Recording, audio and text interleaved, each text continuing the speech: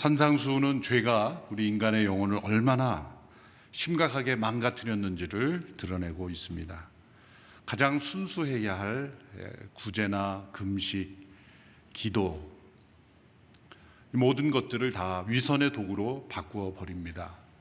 또 우리의 삶에 하나님의 공급하심을 믿지 않고 끊임없이 염려하는 인생으로 바꾸어 버립니다.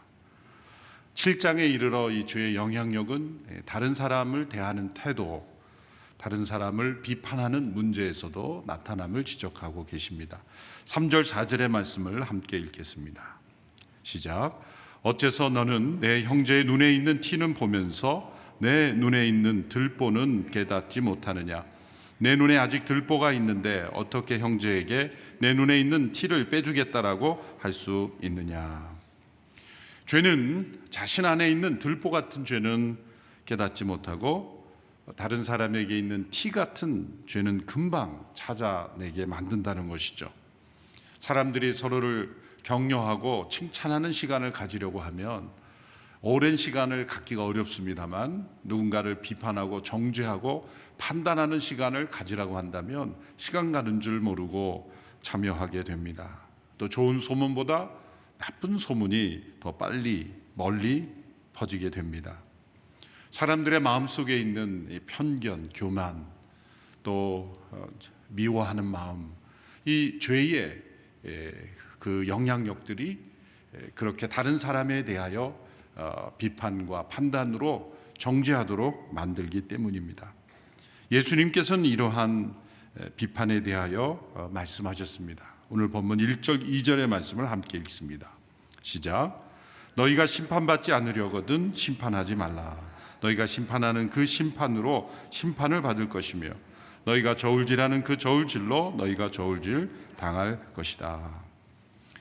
여기 심판하지 말라는 것은 공의로운 사법적인 심판, 판단을 부인하는 것이 아닙니다. 또 참과 거짓을 분별하는 것을 부정하는 것이 아닙니다. 여기서의 심판은 자신이 하나님과 같은 존재가 되어서 다른 사람 위에 군림하고 심판자의 권위를 행사하려는 것을 의미합니다. 다른 사람에 대하여 하나님만이 하실 수 있는 심판자가 되는 모습은 어떤 모습일까? 첫째로 다른 사람의 동기에 대하여 최악의 경우로 추정하여 판단하는 것입니다. 자신은 알 수 없는 다른 사람의 동기, 그것을 스스로 추정하는 것이고 그것을 최악의 경우로 가정하여 판단할 때 우리는 하나님 같은 심판자가 되려고 하는 것입니다. 욥기 1장에 보면 사단이 욥을 이렇게 심판합니다. 욥이 까닭 없이 하나님을 경외하리까? 욥이 하나님을 경외하는 까닭은 하나님께서 많은 축복을 주셨기 때문이다. 만일 그 축복이 없으면 욥은 하나님을 경외하지 않을 것이다. 이 사단의 추정이고 심판하는 것이죠. 욥이 왜 하나님을 경외하는가에 대해서 사단은 최악의 경우로 많은 것을 받았기 때문에 경외하는 것이다. 그렇게 그의 경건한 신앙과 헌신을, 하나님과의 관계를 추정하여 심판하는 것이 바로 이 사단의 관점이었습니다. 이런 관점이 우리 모두에게 있습니다. 그러나 욥은 어땠습니까? 모든 소유를 하나님이 다 가져가셨어도 주신 자도 여호와시요 취하신 자도 여호와시니 오직 여호와의 이름이 찬송을 받을지어다. 그의 모든 소유가 다 상실됨에도 그는 여전히 하나님을 찬양했고 그의 건강에 심각한 문제가 생겼음에도 불구하고 입술로 하나님을 범죄하지 않았습니다. 도리어 사단과 같은 그러한 심판자와 같은 그러한 태도로 욥의 이 고난에는 틀림없이 죄가 있을 것이다. 그렇게 추정하였던 친구들, 하나님은 까닭 없이 고난을 주시지 않는다 라고 하나님께 대하여 또 추정한 이 친구들, 그들 나름대로는 선한 동기가 있었을지 모르지만 하나님은 까닭 없이 고난을 주시지 않는다. 자신들이 하나님처럼 된 거죠. 그러나 하나님은 때로 우리를 더 거룩하고 유익하게 하기 위해서도 고난을 주시는 하나님이시죠. 이 세상의 인과응보, 권선징악의 논리로는 이해할 수 없는 그 하나님의 놀라우신 선하신 섭리를 깨닫지 못하는 것입니다. 그래서 이 사단은 하나님이 축복을 주셨기 때문에 경외하는 것이다, 그렇게 최악의 경우로 보았고, 친구들은 하나님은 고난을 이유 없이 주시지 않는다, 반드시 이유 있는 고난만 주신다라고 하나님께 대한 잘못 추정한 것이고, 하나님의 일하심에 대한 잘못 판단을 내린 거죠. 그런 렌즈로 욥을 판단한 것입니다. 그래서 욥은 이 세 친구와 대화하면서 때로 항번하며 또 토로하며 억울함을 호소하는 그런 그 시간을 가졌지만, 이 사단의 관점에 대해서는 100% 사단이 틀렸다는 것을 욥은 보여주었습니다. 단 하나님과의 관점에서 이 세 친구들이 보여주었던 관점에 항변하면서 하나님께 대하여 욥이 하나님께서 왜 그렇게 하셨는지에 대해서 그 이유를 알고자 몸부림친 것이지 까닭 없이 경외한 것은 아닙니다. 그러므로 우리가 누군가 하나님을 경외한다고 하는 모습에 대해서도 추정하여 비하해서는 안 되는 것이고, 또 누가 고난 가운데 있을 때 생전에 지금까지 살아오면서 얼마나 많은 그런 문제가 있었길래 저런 고난을 겪는가, 그런 시각으로 추정하여 판단해서도 안 되는 것입니다.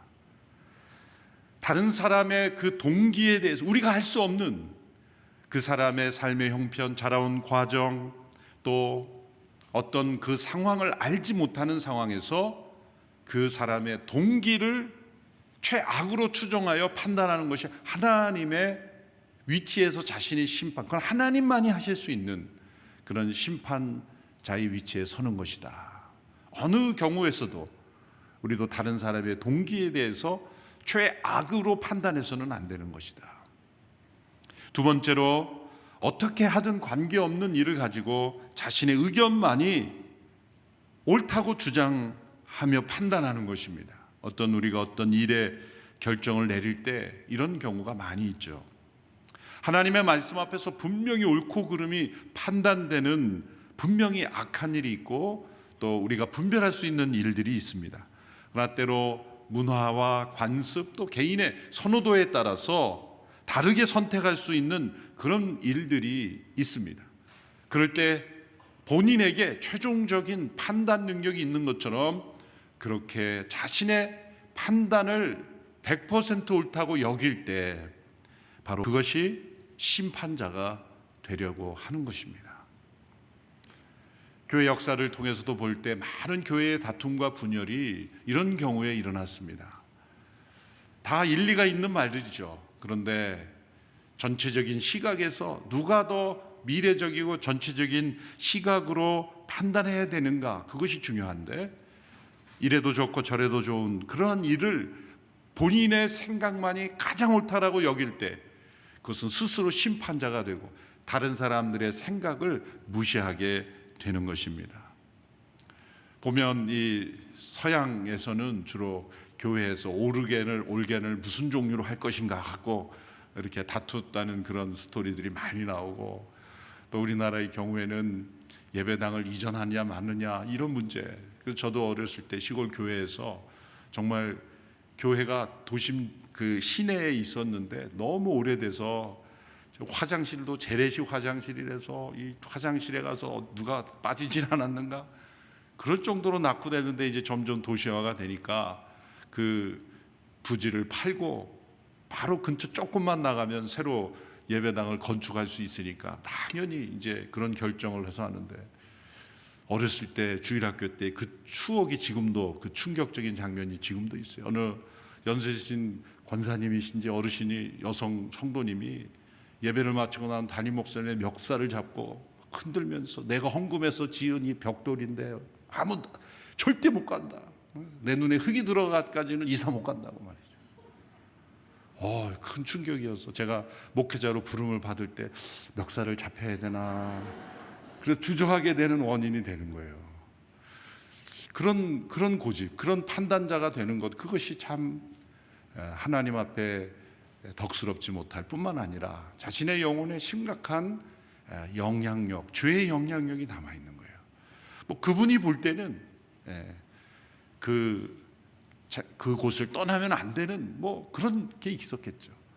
혹 기도를 해봤더니 안 된다라는 음성이 어디선가 들렸는지도 모르지만 그 음성이 하나님의 음성인지 자신의 소리인지, 미래를 향하여 교회가 뻗어가고 발전하고 새롭게 돼야 되는데 본인의 경험, 본인의 추억, 본인의 어떤 그 선호도에 따라서 교회를 어렵게 하는 그런 경우들도 있습니다. 교회 역사상 수많은 다툼과 분열을 보면, 가만히 보면 이렇게 해도 좋고 저렇게 해도 좋고, 하나됨만 가지면 될 문제를 가지고 도저히 용납할 수 없다라는 그러한 시각에서 다툼과 분열이 일어나는 경우가 얼마나 많은지 모릅니다. 로마 교회에서 일어난 문제가 바로 그런 문제였죠. 우상에게 바쳐졌던 고기를 먹느냐 마느냐 갖고 교회에 큰 다툼과 분열이 일어난 것입니다. 믿음이 강한 사람은 우상을 인정하지 않으니 먹을 수 있다. 믿음이 약한 사람은 꺼림칙하다. 그래서 먹지 못한 것입니다. 그럴 때 먹지 못하는 사람, 먹은 사람들을 불결한 사람들하고 정죄하고, 또 먹는 사람들은 먹지 못하는 사람, 믿음이 약한 사람들이라고 멸시하고 서로 멸시 경멸하면서 정죄했던 거예요. 결론은 무엇입니까? 사도 바울은 이거는 먹을 수도 있고 먹지 않을 수도 있는 것이다. 나는 믿음이 강해서 먹을 수 있다. 그러나 내가 먹는 것으로 인해서 내 형제가 마음이 상하게 되면 나는 먹지 않겠다. 먹느냐 먹지 않느냐의 문제보다 더 중요한 것은 다른 이를 배려하느냐, 형제를 사랑하는 마음으로 행동하느냐.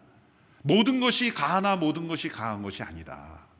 모든 것을 할 수 있으나 모든 것이 할 수 있는 것이 아니다. 모호한 말 같지만 더 중요한 것은 하나님의 나라는 먹고 마시는 데 있지 않다. 하나님의 나라는 의와 평강과 희락이다. 올바른 관계 속에서 화평과 기쁨을 누리는 것이 하나님의 나라의 모습인 것이다. 그렇게 올바른 가이드라인을 준 것이죠. 신약의 서신서에 나오는 대부분의 문제들이 다 그런 문제들입니다. 빌립보 교회도 그처럼 정말 선교에 헌신하고 사도 바울을 도와 복음의 역사를 위해 헌신한 교회에도 딱 한 가지의 문제가 있었습니다. 그것은 빌립보서 후반부에 2장 후반부에 나오죠. 이름을 거명하면서 같은 마음을 품으라. 이름이 거명이 돼요. 그것은 빌립보 교회 안에 서로 갈등과 다툼이 되었던 사람들의 이름을 찝어서 거기에 기록하고 있어요. 그 이름이 뭔지는 빌립보서에서 한번 찾아보시기 바랍니다. 그래서 마음을 같이하여 같은 마음을 품으라. 예수 그리스도의 마음을 품으라. 죽기까지 낮아지신 예수 그리스도의 마음을 품는 것이 중요하다.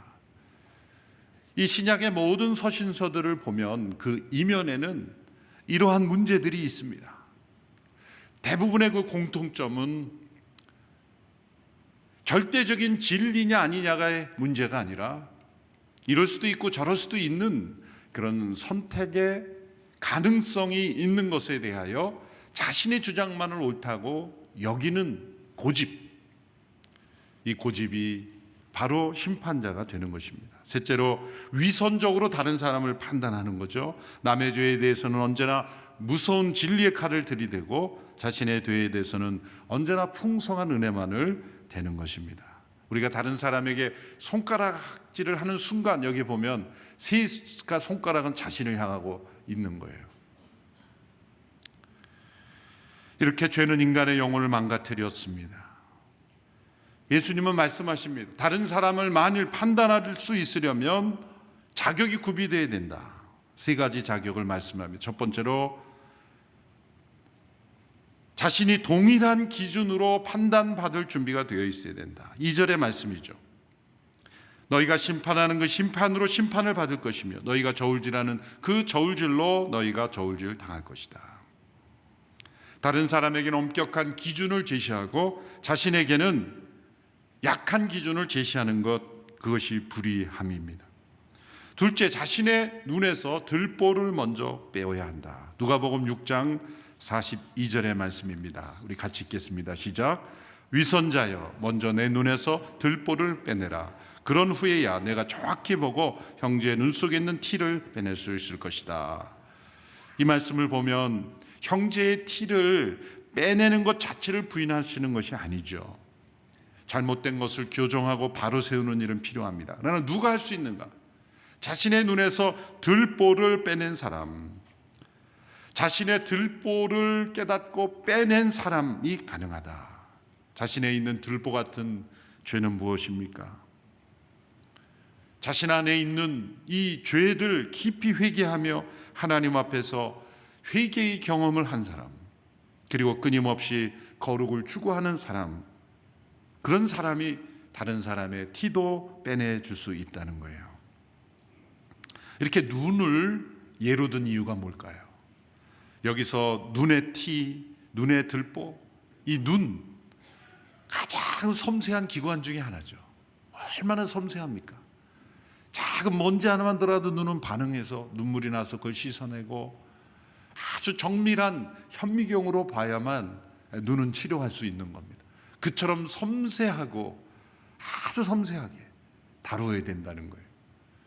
다른 사람의 문제를 이 심판자가 되어서 판단하는 것으로 그치시면 안 된다. 마치 눈에 있는 이 티를 빼내는 것처럼 그렇게 섬세하게 대해야 된다. 그래서 세 번째로 온유한 마음을 말씀하신 겁니다. 6장 1절의 말씀 우리 같이 읽겠습니다. 시작.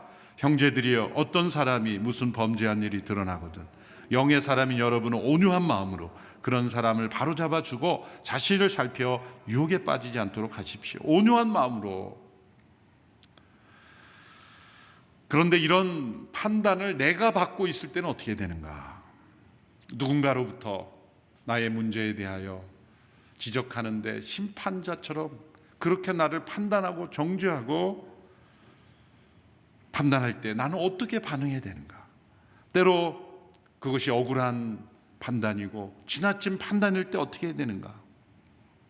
사도 바울이 바로 그런 판단 속에 살았죠. 사도 바울의 모든 사역의 경험은 우리가 믿음의 생활을 할 때 경험할 수 있는 것을 예로 들게 하기 위해서 하나님께서 경험하신 거예요. 많은 그가 사람들로부터 판단받고 정죄받고 따돌림 당하고 그런 경험을 하게 하신 것은 그 상황 속에서 어떻게 우리가 믿음의 생활을 해야 될 것인가를 알려주기 위한 것이죠. 고린도전서 4장 3절에 보면 바울의 이런 고백이 나옵니다. 같이 읽습니다. 시작. 내가 여러분에게 판단을 받든지 사람의 법정에서 판단을 받든지 그것은 내게 아주 작은 일입니다. 사실 나도 나 자신을 판단하지 않습니다. 법을 무시하고 산다는 뜻이 아닙니다. 자신의 선한 동기를 악하게 판단하고 또 어떤 모양으로도 할 수 있는 일, 심지어는 바울이 이 스케줄, 여행 스케줄을 바꾼 것 갖고도 믿을 수 없는 사람이다. 그렇게 바울을 판단했죠. 정말 성령님의 인도 가운데 혹은 어떤 상황 가운데 갈 수 없는 그런 상황들이 일어날 수 있겠죠. 그런데 여행 계획을 바꾸자 믿을 수 없는 사람이다라고 그렇게 몰아붙이며 정죄했던 사람들, 바울의 그 선한 동기를 모두 악하게 바꾸는 사람들의 판단 속에 바울이 얼마나 힘들었겠습니까? 그런데 바울은 이렇게 말합니다. 아주 작은 일입니다. 그리고 나도 나를 판단하지 않습니다. 귀한 말씀입니다. 하나님 앞에서 내가 정직하고 내가 올바로 살아갔다면 때로 오해하고 때로 정죄하고 때로 많은 모함을 받을 때 그것을 해명하는데 또 함께 공격하는데 시간을 낭비하지 말라. 그건 작은 일이다.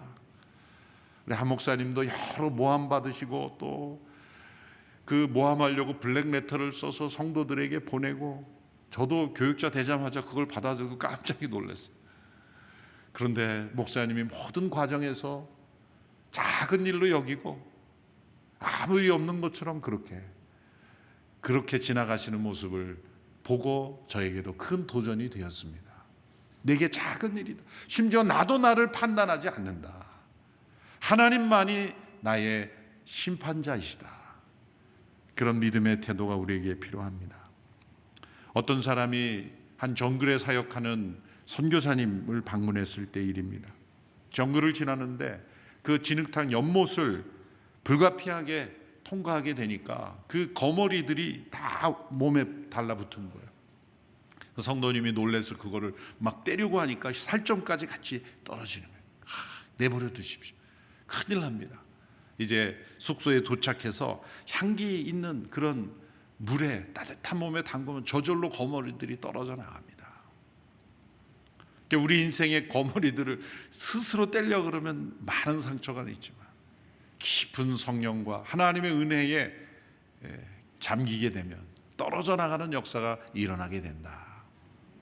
정반대로 우리 가운데 어떤 문제가 있는 사람이 있을 때 어떻게 해야 될까?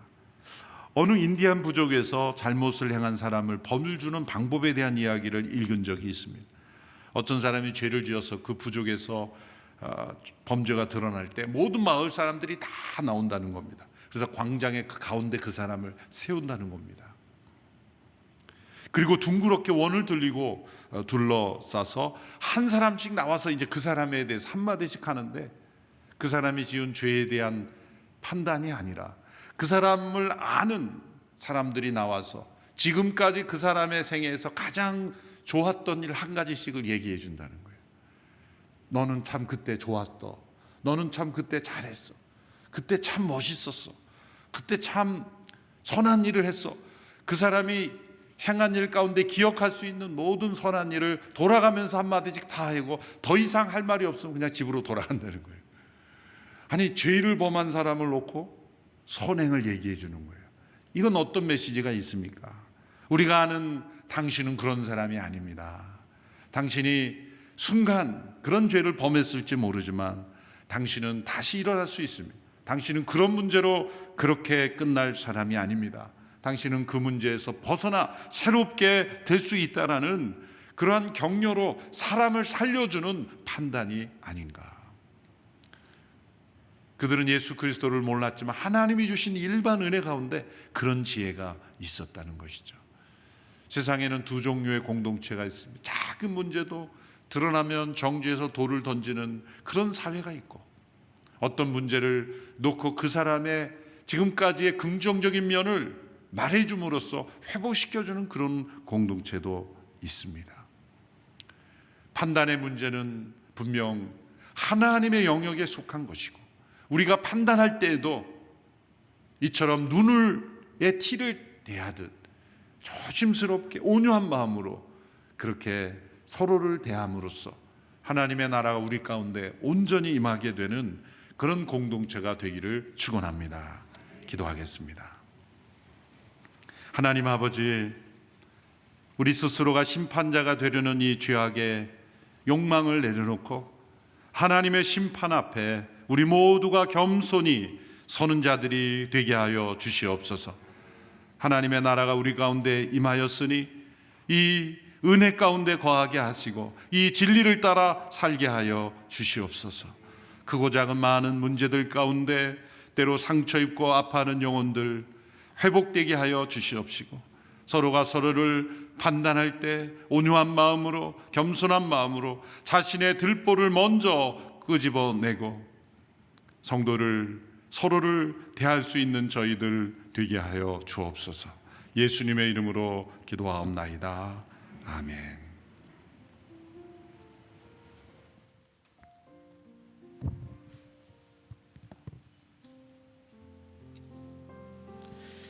이 시간 우리 가슴에 손을 얹고 함께 기도하기 원합니다.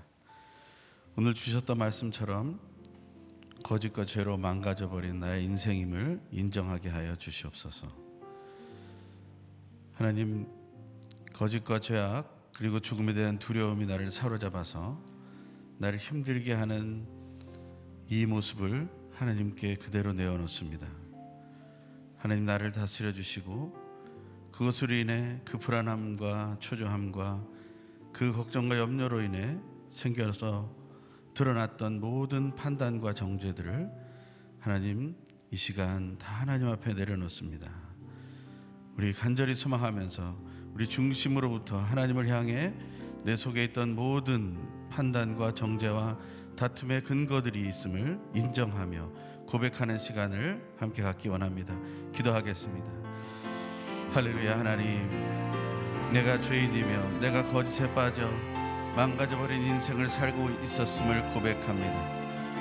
나는 의롭게 살았다 하나 아직도 하나님 정결하지 못함을 인정하고 하나님 앞에서 하나님 바르게 살지 못하며 내가 보기에 좋은 대로 살아왔었음을 고백합니다. 하나님의 말씀을 알면서도 그 말씀이 기준인 것을 기억하면서도 내 삶 속에 아직도 나의 법이 기준이 되고 하나님 허탄한 것들이 내 중심에 나를 사로잡고 있는 것을 알면서도 그것을 내어버리지 못하고 내려놓지 못했던 것을 고백합니다. 이 시간 내가 하나님 거짓과 죄악과 죽음에 대한 두려움이 나를 사로잡아 내 속에 불안하고 초조한 마음이 많으며 그리고 하는 내 속에 걱정과 염려가 멈추지 않고 계속됨을 고백합니다. 내가 책임을 지고 싶지 않은 마음이 너무나 많습니다. 아담과 하와가 선악을 알게 하는 나무의 열매를 먹은 후에 하나님 서로 정죄하며 판단하고 책임을 전가했던 것처럼 하나님 형으로서 가인이 하나님께 제물을 드리고도 하나님께서 받지 않으심으로 인하여 그 동생 아벨에게 정죄하고 판단했던 것처럼 그러한 모습이 내 속에 남아있는 것을 고백하니 하나님 용서하여 주시고 붙들어 주시고 다시 한번 내 마음을 다스려 주시옵소서. 하나님 내 속에 하나님 앞에 더욱더 바로 서고 내가 죄인임을 인정하며 낮아지는 믿음의 고백을 할 수 있도록 주여 인도하여 주시옵소서. 내가 가정에서 나의 일터에서 나의 학교에서 하나님 내가 교회에서 내가 또 이 사회와 나라 민족을 위해서 그런 비판과 정죄를 해왔던 것을 고백하니 주여 나의 마음을 다시 정결케 하여 주시고 다시 온전케 하여 주시고 하나님께서 붙들어 주시옵소서. 이 시간 한 번 더 기도할 때 오늘 또 주신 말씀처럼 심판하는 것은 하나님의 자리를 넘보는 것이라 했습니다. 심판자는 오직 하나님이심을 선포합니다. 내가 심판자의 자리에 서지 않게 하여 주시옵소서. 위선적인 그러한 판단을 통해서 다른 사람들을 힘들고 어렵게 하지 않게 하여 주시옵소서. 내가 속한 작은 공동체로부터 큰 공동체까지 나의 이 위선적인 판단으로 인해 분열하고 갈등하지 않게 하여 주시옵소서. 내가 하나님의 자리에 서지 않게 하여 주시옵소서. 하나님을 앞서지 않게 하여 주시옵소서. 우리가 심판자의 자리에 서지 않기를 결단하는 기도로 주님 앞에 나가기 원합니다. 하나님께 다시 한번 우리의 마음을 모아 기도하겠습니다. 할렐루야. 하나님, 내가 하나님 심판자는 오직 하나님이심을 선포합니다. 하나님 아버지와 예수 그리스도 성령 하나님의 그 놀라운 능력만이 심판자의 자리에 서서 우리를 사랑으로 받아주시며 우리를 온전한 믿음으로 다시 회복시키실 것을 믿습니다. 우리가 심판자의 자리에 서게 될 때 하나님 우리는 서로를 무너뜨리고 깨뜨리고 망가뜨릴 수밖에 없는 존재들임을 고백합니다. 주여 우리를 용서하여 주시고 우리를 새롭게 하여 주시고 이제는 심판자의 자리에 서지 않도록 하나님 우리 하나님께 하나님의 자리를 내어드릴 수 있도록 주여 인도하여 주시옵소서. 우리 속에 여전히 남아있는 그 모든 판단과 정죄 그것이 작은 것이라 생각하여 하나님 내가 그저 허용했던 모든 것들을 이제 고백하며 나아 오직 하나님 안에서 심판자의 자리에서 내려와 이제는 하나님의 판단 속에서 다시 한번 회복의 기쁨을 누릴 수 있는 하나님 믿음의 자리로 내려올 수 있도록 은혜를 내려 주시옵소서. 하나님을 앞서지 않게 하여 주시옵소서. 하나님 아버지의 그 놀라운 사랑을 내가 능가할 수 없습니다. 예수 그리스도의 놀라우신 그 진리와 자유케 하심을 우리가 살아낼 수 없습니다. 성령 하나님의 그 위로하심의 그 놀라운 은혜와 그 기쁨과 감동을 우리가 만들어낼 수 없음을 고백하니 주여 하나님 안에 우리가 서며 살아가며 기쁨을 누릴 수 있도록 우리의 중심을 다스려 주시옵소서. 이 시간 끝으로 한 가지 더 위해서 기도하기 원합니다. 우리의 영과 마음 몸에 많은 질병과 상처와 고통들이 있습니다. 하지만 그것은 세상의 방법으로 또 속임수로 게으름으로 교만으로 이겨낼 수가 없습니다. 오직 예수 그리스도의 마음으로 이겨낼 수 있음을 믿습니다. 우리의 연약함을 예수님의 마음으로 다 이겨내게 하여 주시옵소서. 온유하신 그 마음으로 이겨내게 하여 주시옵소서. 하나님의 깊은 은혜를 체험하는 그런 은혜 삶을 누리게 하여 주시옵소서. 우리의 연약함을 하나님 다 맡겨드립니다. 내가 하나님 내 힘으로 이겨낼 수 없음을 고백합니다. 오직 예수의 마음으로 이겨내게 하여 주시옵소서. 우리 연약하여 고통당하는 분들, 오늘도 수술을 앞두고 있는 분들, 오늘도 하나님 마음속에 고통으로 힘들어하는 분들, 하나님 우리를 다스려 주시옵소서. 우리 간절히 소망하며 우리 하나님께 부르짖으며 함께 기도하겠습니다. 할렐루야. 하나님, 우리 속에 고통이 아직 남아 있습니다. 우리가 판단하고 정죄하지 않는다 할지라도 내 속에 남아있는 내 영과 마음의 상처와 고통들이 있습니다. 육신의 질병들이 있습니다. 오늘도 하나님 큰 수술을 앞두고 있으며, 오늘도 하나님 정말 이제 생을 마감하는 우리의 사랑하는 가족들을 앞에 두고 있음을 우리가 고백합니다. 하나님, 이러한 속에서 우리가 할 수 있는 일은 하나님 오직 예수 그리스도의 마음을 품는 것임을 알게 하시니 감사합니다. 우리에게 온유한 마음으로 하나님 이 생을 살아갈 수 있도록 도와주시옵소서. 우리의 질병을 바라보고 우리의 고통을 바라보고 우리의 상처들을 바라볼 때 하나님 우리는 분노할 수밖에 없고 곤란할 수밖에 없고 우리는 고통스러울 수밖에 없음을 고백합니다. 하지만 하나님께서 이끄시는 대로 우리가 믿음으로 나아가기를 간절히 소망합니다. 주여, 우리의 육신을 정결케 하여 주시옵소서. 우리의 마음을 하나님 위로하여 주시고 다시 한번 세워 주시옵소서. 우리의 영을 다스려 주시고 우리의 영을 충만히 붙들어 주시옵소서. 오직 하나님께서 주시는 기쁨과 감동으로 말미암아 우리가 세워지는 은혜를 누리게 도와 주시옵소서. 하나님, 오늘도 하나님 주신 생명을 마감하기 전에 마지막으로 예수를 그리스도로 고백하고자 하는 그러한 영혼들이 있음을 고백합니다. 하나님, 그 육체의 고통 속에서 하나님 나라를 소망하나 하나님 그 고통 속에서 하나님이 위로하여 주심을 소망하는 가족들이 있습니다. 하나님, 미래의 불확실함으로 인하여 고통당하며 하나님 이 세상 속에서 학교 안에서 또한 일터 안에서 상처받았던 것으로 눌려있는 사람들이 많습니다. 주여 인도하여 주시고 붙들어 주시옵소서. 이 코로나의 시기에 하나님 또 경제적인 어려움으로 또한 더 고통이 가중되어 힘들고 어려운 영혼들이 있습니다. 하나님, 이 시간 간절히 소망합니다. 오직 예수 그리스도의 마음을 품는 놀라운 은혜가 있게 하여 주시옵소서. 예수의 마음을 품는 것이 정말 우리의 인생을 새롭게 하는 유일한 방법인 것을 깨닫게 하여 주시옵소서. 그래서 하나님 안에서 아버지 우리가 서로 사랑의 놀라운 결실을 맺을 수 있도록 도와주시옵소서. 서로 비판하고 정죄하며 판단하고 서로 망가뜨리는 인생이 아니라 예수의 마음을 품고 서로 사랑함으로 서로 하나 되는 놀라운 은혜와 기적을 누릴 수 있도록 주여 붙들어 주시옵소서. 오직 하나님의 사랑만이 우리를 바꿀 수 있습니다. 우리를 새롭게 할 수 있습니다. 우리를 온전케 할 수 있습니다. 주여 붙들어 주시옵소서. 사랑의 하나님을 찬양합니다. 우리의 간절한 기도보다 더 우리를 잘 아시고 우리를 지켜주시고 보호하시고 새롭게 해주시는 하나님께 모든 것을 맡겨드립니다.